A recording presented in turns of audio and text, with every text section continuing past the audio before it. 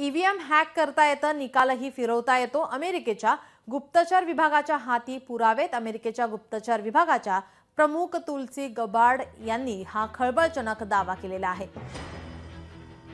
भारतात गल्लीपासून दिल्लीपर्यंत विरोधी पक्षाकडून ईव्हीएम घोटाळ्याचा आरोप होत असतानाच ईव्हीएम हॅक करता येतं आणि निवडणुकीचा निकालही फिरवता येतो याचे पुरावे हाती लागले असल्याचा खळबळजनक दावा आता अमेरिकेच्या गुप्तचर विभागाच्या प्रमुख तुलसी गबार्ड यांनी आता केलेला आहे। आणि ईव्हीएमवर टेस्लाचे प्रमुख एलॉन मस्क यांनी आक्षेप घेतला होता। त्यानंतर आता अमेरिकेच्या राष्ट्रीय गुप्तचर यंत्रणेने ईव्हीएम संदर्भात मोठा दावा केला आहे।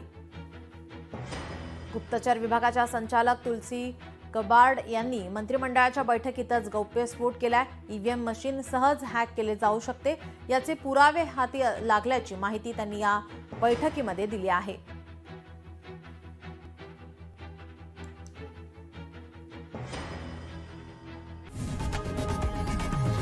लोकशाही मराठी ऐका, पहा, जागरूक रहा।